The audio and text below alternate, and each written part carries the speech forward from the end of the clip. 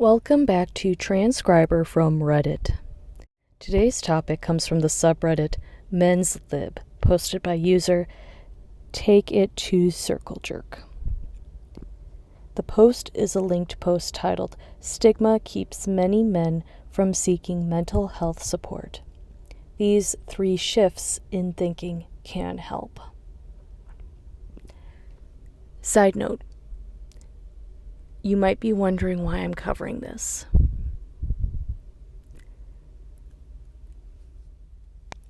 I see men and women as equals.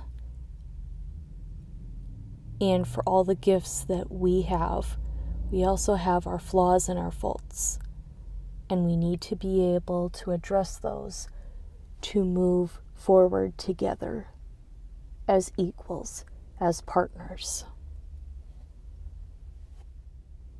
I lurk here for information I otherwise would not know about, nor would I see, and I thank this subreddit. Instead of covering the comments, I will jump immediately to the article, which is a Fortune.com article. It goes under the tags mind and mental health, and the title reads, Stigma Keeps Many Men from Seeking Mental Health Support. These 3 shifts in thinking can help. This was posted by Annie Friedman on October 10th, 2024 at 12:42 p.m. Central Time.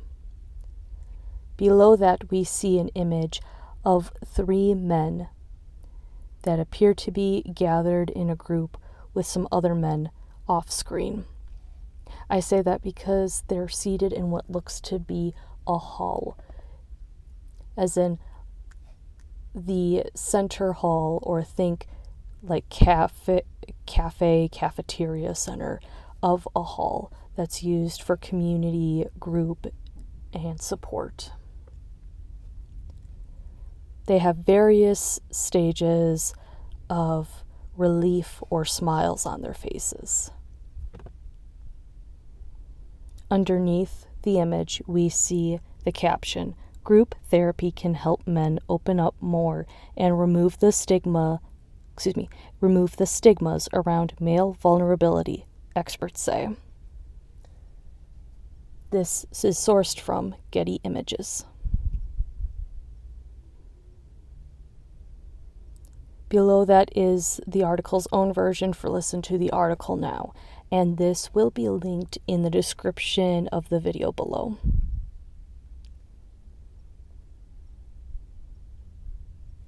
I begin reading the article.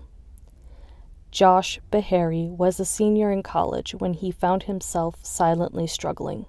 He stopped going to class, made excuses for why he couldn't see friends, lost his appetite, and found it difficult to go to the gym and take care of his body. He was constantly stressed about his schoolwork in a major he found no joy in, but tried to double down and work harder, hoping his thoughts would go away and he'd find success the more he pushed himself. Scrolling past the ad, continuing reading. Quote, that did not work, end quote, Behary tells Fortune. Behary finally felt desperate enough that he told his parents how he was feeling. They helped him get started with a therapist who diagnosed him with depression, but the stigma of that only made him feel worse. On one particularly bad night, January 2010, when he was 22, Behary attempted suicide by jumping from a bridge. He survived the fall with several internal injuries and broken bones, and a desire not only to live, but to find support for himself and to offer it to others.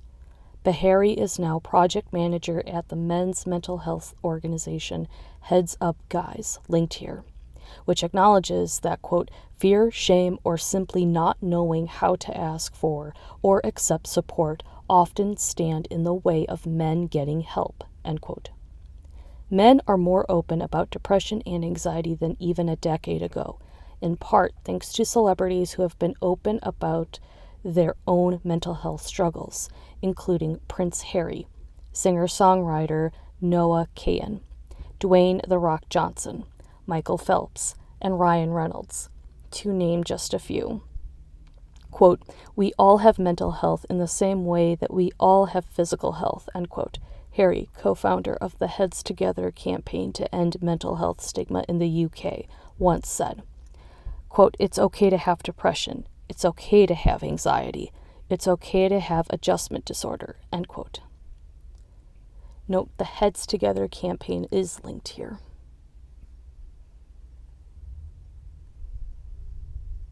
Below, we see a TikTok linked here. It is from @CBS Mornings, saying @Noah Kahan says he has never shied away from speaking about his ... I'm led to believe it's about his mental health struggles. Again, since the article is linked below, you can go and watch the video for yourself, and I encourage you to do so. For now, I will stick with continuing with the article transcription. Still, the stigma persists, especially for men. In the U.S., only 40% of men with a reported mental illness received mental health care services in the past year, as compared to 52% of women with a reported mental illness, according to 2022 statistics from the National Institute of Mental Health, linked here. Yet men are nearly 4 times more likely to die by suicide than women, according to the American Foundation for Suicide Prevention, linked here. Quote, "There is a drastic need for men to address their mental health, but that stigma of, quote, 'it's going to make me weak,' end quote, is holding them back," end overall quote. Licensed mental health counselor Ryan Kopyar, author of the book Big Boys Do Cry, tells Fortune. Kopyar and other mental health experts suggest that slight shifts in perspective could do a world of good when it comes to allowing men to feel more open to receiving support, whether through therapy or just a good friend. Below are 3 to focus on. First, in bold, be open to a new definition of, quote, "masculinity," end quote. And bold. Beharry realizes now that during his darkest time, he was in part placing pressure on himself to be successful in a computer science career that he didn't want, just so he could one day become the provider he believed a man had to be. Feeling trapped by such societal expectations, says Paul Sharp, senior lecturer in the School of Health Sciences at the University of New South Wales, is a common oppressor when it comes to men suffering mentally. But, he says, traditional masculine ideals can, and should, be broadened.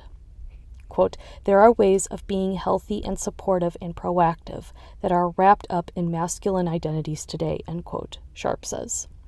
He urges men to consider the idea of, quote, "masculinities," end quote, instead of, quote, "masculinity," end quote.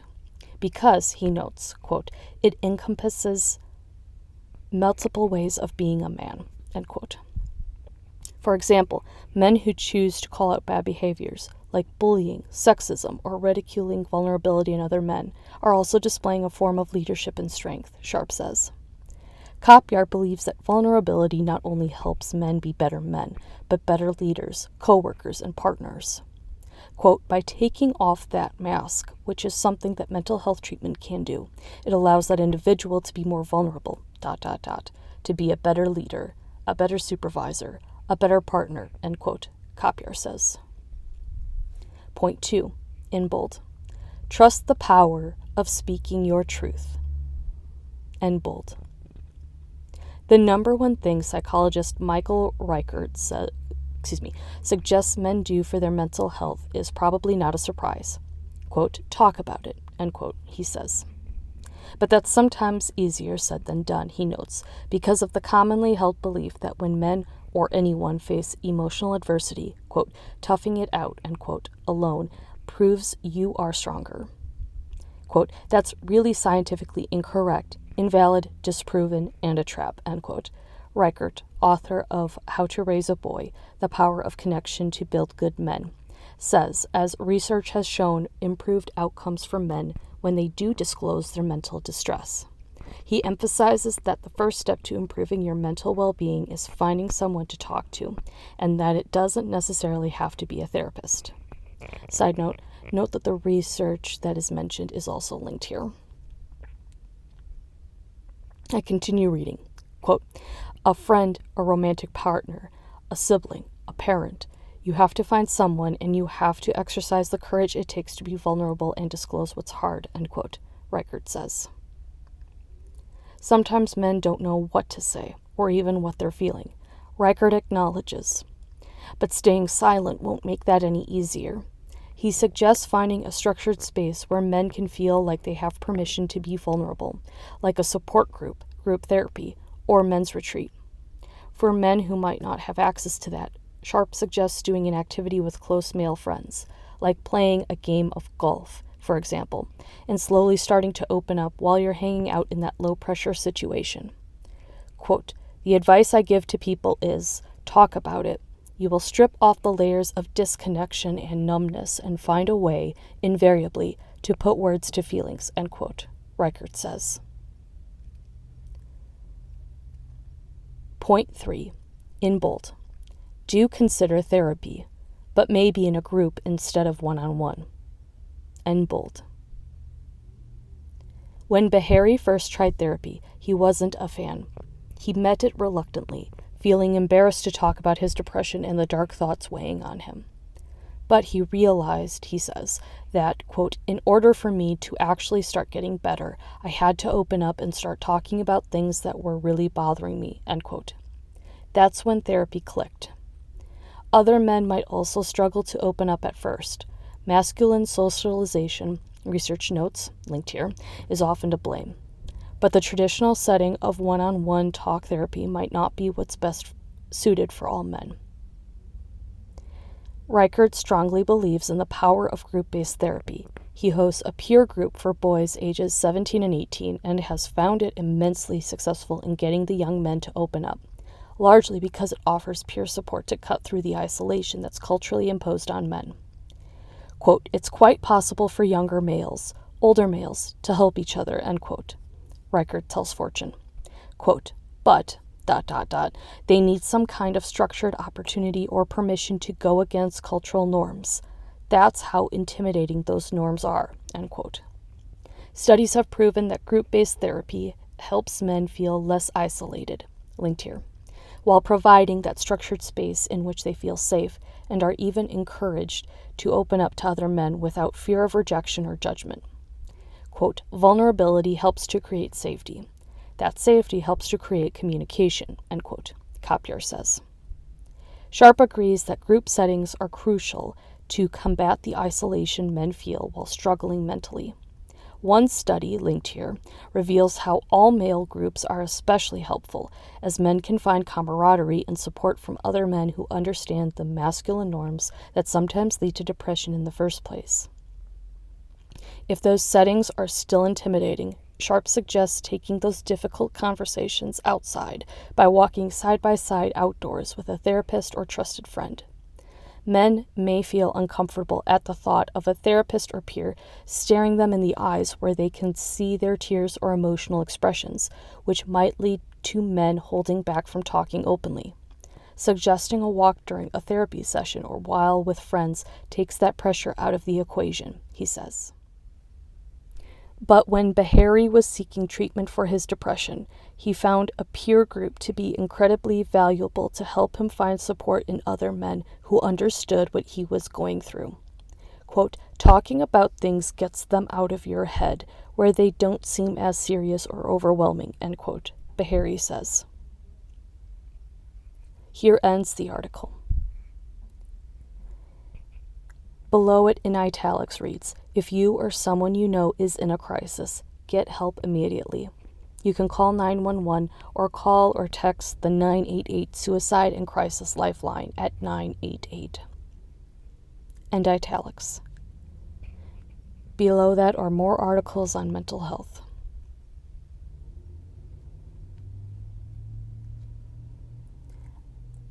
As I said before, I record this because I see men and women as partners.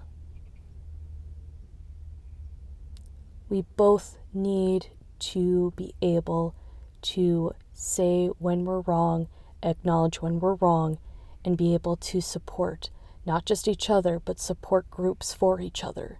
As in this case, it suggested that masculine groups, composed of primarily all men, are the key to helping men open up about their mental health struggles. All of us need to be solid in mind, body, and spirit.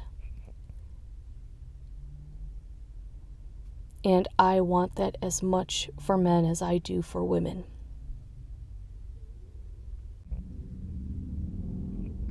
I will never say I have all the answers, because I don't. I just keep my ears and my eyes open for information like this to pass along and transcribe for other people to know. As I do transcribe the stories of both religious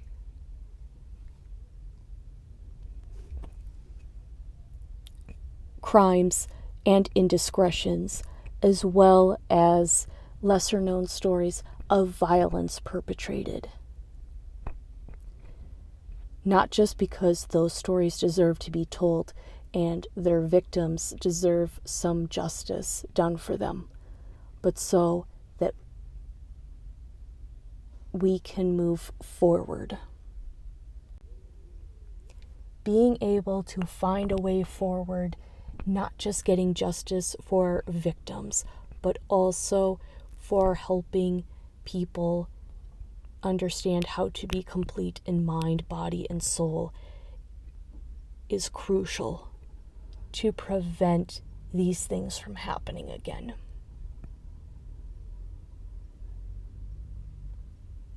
Like I said before, those are my thoughts and opinions. I hope you enjoyed the article, and please check out it in the link below if you have any other questions or you want to check out the links for yourselves.